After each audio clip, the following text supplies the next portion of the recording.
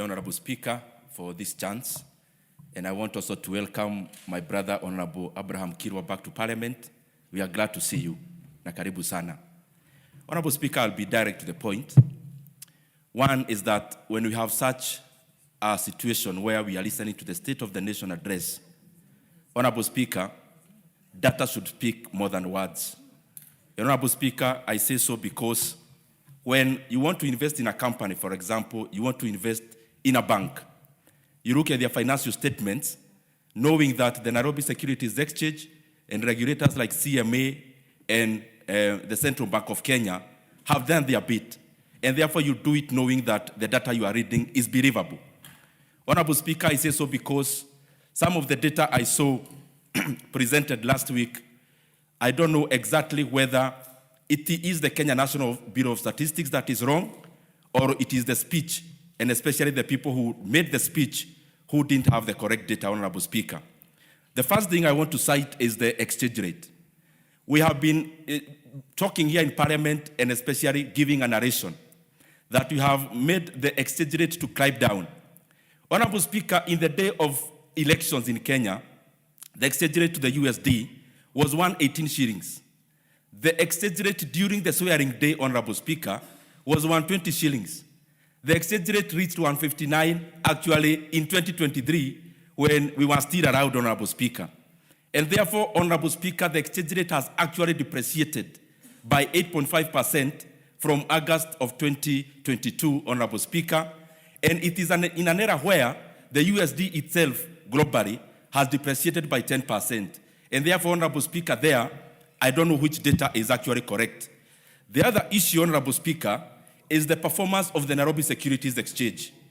The truth of the matter, and Honorable Speaker, it is usually said that when you have a lion, you just need to unleash it. You don't need to defend it.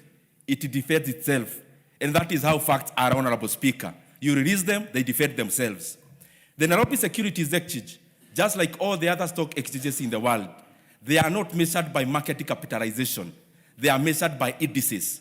And there are two indices in the NSE, Honorable Speaker. One is called the Nairobi Security or Share Index. The other one is called the 20 Share Index. Honorable Speaker, the highest you have seen, and I say so because in the speech, I saw that the Nairobi Securities Exchange is in its all-time high. Honorable Speaker, that is incorrect. The Nairobi Securities Exchange, even citing the last 5 years, Honorable Speaker, only, or even the last 10 years, its all-time high in the recent past was actually 2017. But the very much all-time high, Honorable Speaker, was actually around 2007.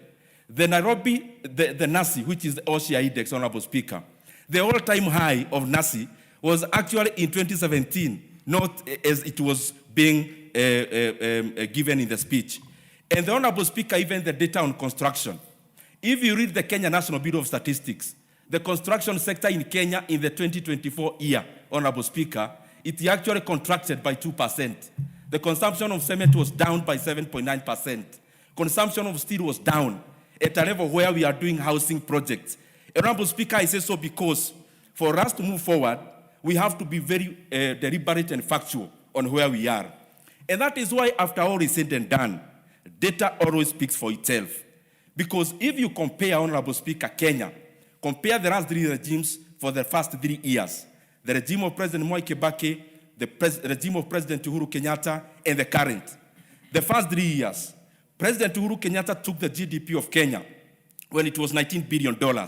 In the first 3 years, it was $26 billion. It was up by over, I think, let me actually quote correctly, Honorable Speaker, it was up 36%. The first 3 years of President Uhuru Kenyatta, it was 21% growth in the GDP. The current situation, Honorable Speaker, the first 3 years, the economy has only grew by around 14%. If you grade using NEC, you times by 2, Kibaki gets 72%, President Uhuru Kenyatta gets 42%,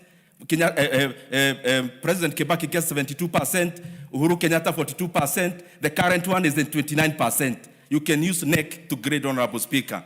Honorable Speaker, the other issue I want to cite is even the regional dominance of Kenya. In the year 2024, Honorable Speaker, Kenya was actually last in terms of growth in the region. Uganda grew by 6%.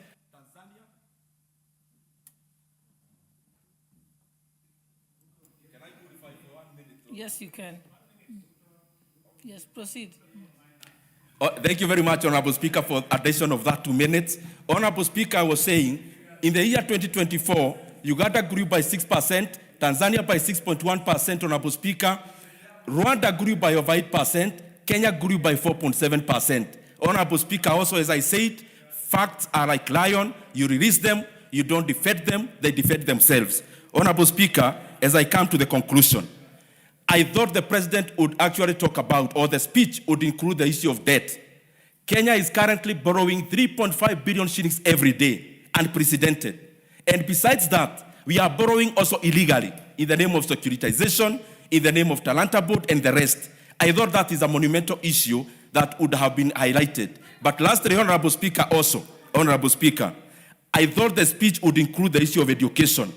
The speech was read in a situation where, Honorable Speaker, our principals have received a circular to increase school fees for day scholars, Honorable Speaker, starting January.